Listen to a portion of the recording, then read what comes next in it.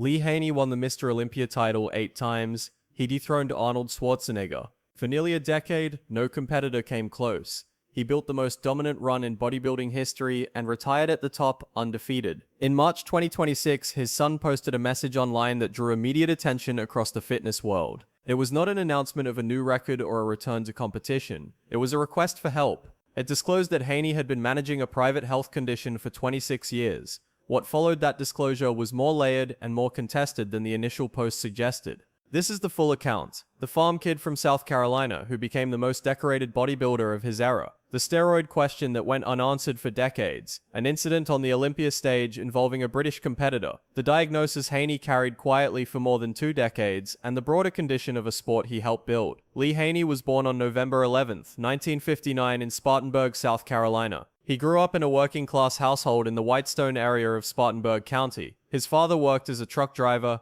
His mother managed the home. Daily life on the farm involved physical labor, early mornings, and consistent responsibility. From a young age, Haney was drawn to images of physical strength, not from sports or entertainment, but from mythology. Hercules, Samson, the idea that the human body could be developed beyond ordinary limits. He sought out bodybuilding publications at grocery store magazine racks, titles like Muscle and Fitness and Flex, and studied the physiques of competitors like Robbie Robinson and Arnold Schwarzenegger. Around age 11, he asked his parents for a weight set. They gave him one for Christmas. Plastic, sand-filled weights along with a Charles Atlas weightlifting brochure. He read it thoroughly, then read it again. He continued training consistently from that point forward. By 15, Haney was training at a local YMCA, where a bodybuilding coach named Danny Rogers took notice. Rogers told him directly, "Kid, you have one of the most balanced physiques I have ever seen. Bodybuilding is your ticket. You can be one of the greatest bodybuilders in the world if you put your mind to it." Through high school, Haney pursued bodybuilding alongside football, eventually earning a scholarship. When the time came to choose between the two, he set aside football and continued with the weights. He entered his first competition at 16, the Mr. South Carolina show in 1975. He did not place, but judges noted his potential. He graduated from Broome High School in 1977 and enrolled at Spartanburg Methodist College to study youth counseling, continuing to train throughout. In 1979, at 19 years old, he won the Teen Mr. America title.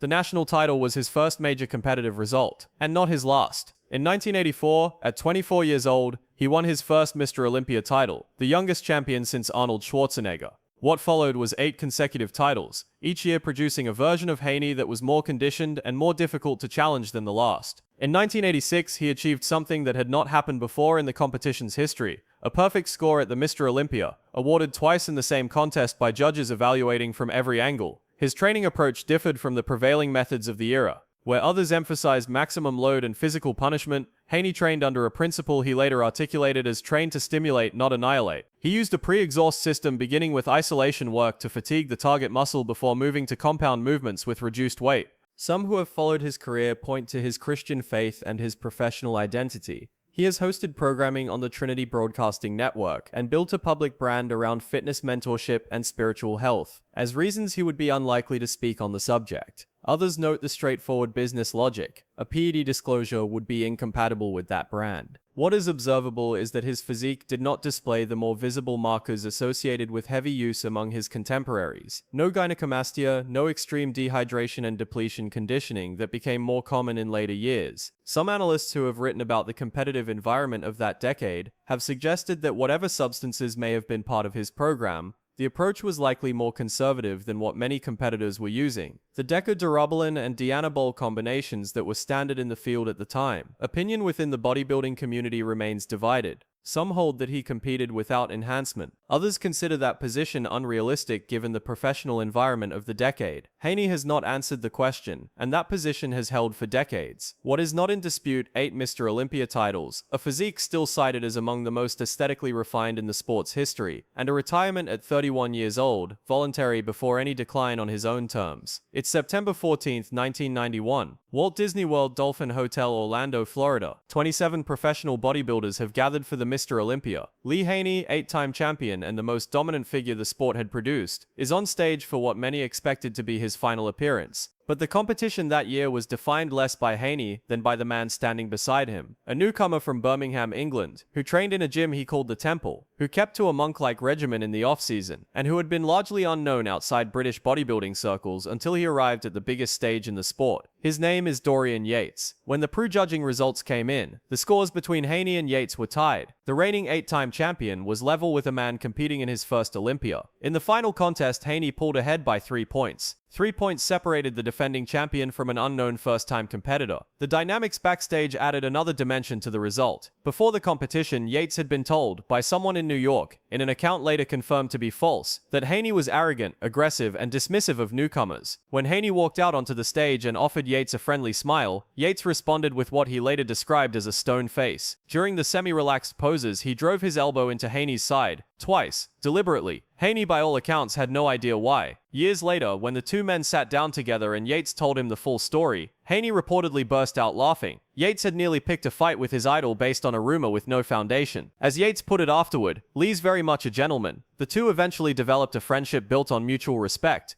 On the competitive side, Yates had won several of the muscularity comparisons. His lat spread drew attention from observers and judges alike. His conditioning was unlike what judges had regularly encountered. He lost the overall to Haney, but the margin told its own story. The sport's direction was shifting. The following year, without Haney in the lineup, Yates won. Then he won again, 6 consecutive titles in total. The period that followed became defined by greater mass, harder conditioning, and more extreme physical development in every measurable regard. Haney had seen the trajectory clearly. He stepped away before it reached him. When asked later why he retired at 31, at the height of his competitive standing, he gave a straightforward answer. When you're on top, there's nowhere else to go but down. He described the sustained mental weight of defending a title year after year, the question of how to improve, how to maintain what maximum sacrifice had built. His wife Shirley had encouraged him to pursue the 8th title when he considered stopping at 7. He did. He won. And then he retired. He never regretted it. After retiring from competition, Lee Haney settled in the Atlanta, Georgia area with his wife Shirley and their children. He stayed active in the sport through mentorship and community programs, drawing on the youth counseling degree he had earned in college. He opened his land to young men who needed guidance. The farm, which connected him to his Spartanburg roots, became a significant part of his post-competition life. One day, a goat got loose on the property. Haney chased it down and in the process of restraining it, took a blow to the stomach. In the days that followed, he noticed blood in his urine. He saw his doctor. The examination produced a finding no one had anticipated. Not a bruise, not a muscle tear. A cyst on his kidney and a hereditary condition known as polycystic kidney disease. Polycystic kidney disease, or PKD, is a genetic disorder. It is not caused by training, diet, or drug use. It is inherited. Cysts develop on the kidneys over years or decades, gradually impairing their function. The rate of progression varies depending on the individual's genetics and the body's response. Haney's doctor was direct. The condition was in his family, it would advance, and at some point, not immediately, but eventually, he would need a transplant. That conversation took place in the late 1990s. Haney adjusted his nutrition and lifestyle to protect his kidney function, and continued with his life. Disciplined, methodical, and attentive to what his body required, the same qualities that had defined his competitive career. For a long time, that approach held. President Bill Clinton appointed him chairman of the President's Council on Physical Fitness and Sports in 1999. He served in that role until 2002. He hosted a television program, Totally Fit with Lee Haney, on the Trinity Broadcasting Network. In 2014, he was inducted into the International Sports Hall of Fame. He continued to run the annual Lee Haney Games in the Atlanta area. He mentored athletes, appeared at events, and raised 7 grandchildren alongside Shirley, his wife of more than 4 decades. To the outside world, the picture was of a man who had handled his post-competition years with the same discipline he had applied to everything else. Legend, elder statesman, and by all visible measures, in good health. The kidney disease was not publicly known. In March 2026, Lee Haney's son Joshua posted a message on social media disclosing that his father needed a kidney donor. First time sharing this, "My dad needs a kidney donor. Please keep him in your prayers and share if you can. He is a blessing to so many others and breathes life into all he does." There is more work to do. The post spread quickly. Within hours, speculation circulated online that Haney was gravely ill, near death, in serious decline. Haney responded with a direct statement. "Greetings to all my family and fans. I am alive and well. It's appalling to see how fast rumors can spread. Yes, I am in need of a living kidney donor as communicated by my 2 awesome children. Many of you have sent prayers my way and I appreciate them deeply. My approach is to be proactive as I face this current challenge." He confirmed what his children had shared. 26 years earlier, he had been told he would eventually need a transplant.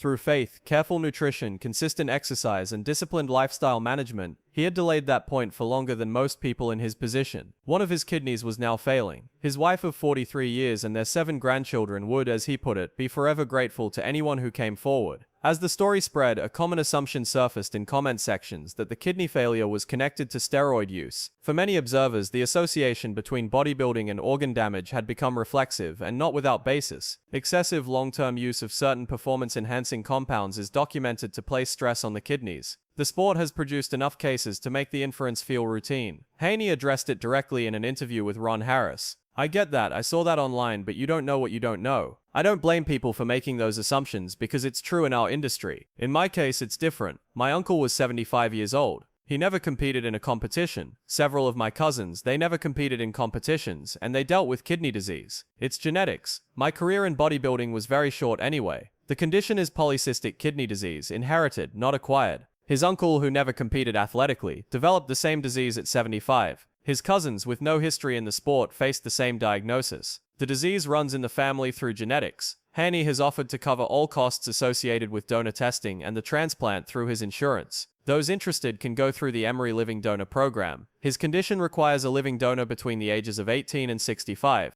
In the same interview, Haney addressed his own state of mind. "I see a lot of people, oh my goodness, oh no Lee. I'm at peace with whatever situation arises." Haney's health situation became public in the middle of a period during which he had been issuing increasingly direct warnings about professional bodybuilding. Starting years before his kidney diagnosis became widely known, Haney had been observing changes in the sport with growing concern. In September 2024, he posted on Instagram and went on record stating that deaths in professional bodybuilding were rising, particularly among younger athletes. The sport had moved away from the criteria that defined his era, symmetry, muscularity, and posing presentation, toward rewarding extreme conditioning and maximum size. Judges were awarding competitors for shredded glutes and severe dehydration rather than the balanced aesthetic that had previously characterized the sport at its highest level. Athletes were sustaining physical extremes that the human body was not built to maintain. He described modern competitors at 5 feet 5 inches tall walking around at over 300 pounds in the off-season, spending months eating chicken and green beans only to reduce their body weight back down to competition standards.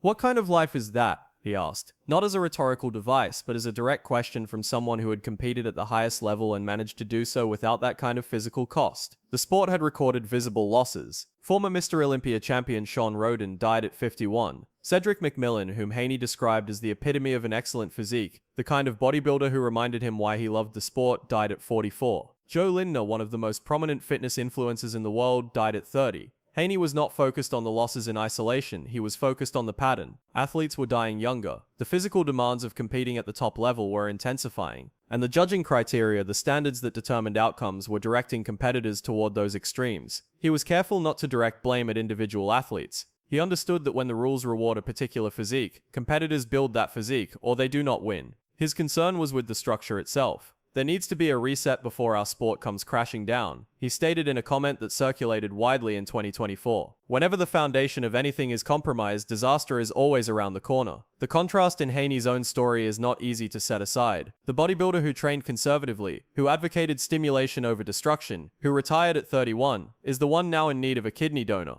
Athletes who pushed further than he did, who gave more and asked more of their bodies, died before reaching old age. The question his situation raises is whether Haney's approach, train with discipline, live carefully, leave the sport intact, was simply insufficient when a genetic condition had already been written into his biology. And for those who went further than he did, who gave everything the sport asked of them, what the sport offered in return is a question the record has already begun to answer. 8 consecutive Mr. Olympia titles, not 7, 8, the first in the history of the sport to accomplish it. A professional record spanning 16 competitive shows without a single finish below 3rd place. Perfect scores in 1986 that had not been achieved before. All of it accomplished during an era of genuine competition, with a field of legitimate challengers at a time when the stakes in professional bodybuilding were as high as they have ever been. The trophies, however, are the smaller part of the record. What Haney chose to do after his competitive career is equally significant. He completed his youth counseling degree and put it to use. He opened his property to young men without father figures, drawing on the discipline he found in a gym at 15. He served 3 years on the President's Council on Physical Fitness and Sports, operating from the belief that fitness extended beyond elite competition to ordinary American families.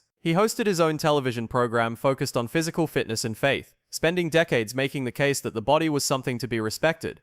He has been married to the same woman for 43 years. They raised a family together and are now grandparents 7 times over. His post-competitive years were not marked by controversy or decline. He became a respected figure in a sport that does not always serve its most dedicated practitioners well. At 66, he has spoken publicly about his health. His approach has been direct and measured, not reactive, but proactive. He has stated that the possibility of this diagnosis was communicated to him 26 years ago, and that when it arrived, he addressed it the same way he approached other challenges, with clarity, with faith, and with his family present. In interviews, he has described his state of mind as one of peace. He acknowledges the concern of fans and those close to him, but has indicated he is not afraid of what lies ahead. That kind of steadiness in people who have genuinely lived according to the values they express tends to be real rather than performed. The sport has not treated all of its prominent figures well. Many who gave the most physically and professionally paid costs that were not visible to audiences during their careers. Haney, who declined to train past the point of diminishing returns, who built his philosophy around stimulation rather than destruction, is now dealing with a condition rooted in genetics rather than choice. What is notable is how he has handled it. Through his son's public post, his own written statement, and a series of interviews, he has addressed the situation directly. The medical facts, the family circumstances, and the disease itself, which has no connection to his career on stage and every connection to the biology he was born with. He has said there is still more work to do. For someone who spent 8 years at the top of his sport and the following 35 years building something more durable than competitive titles, that assessment is consistent with the record. The circumstances are serious. The response has been characteristic of the man. That in itself is worth noting.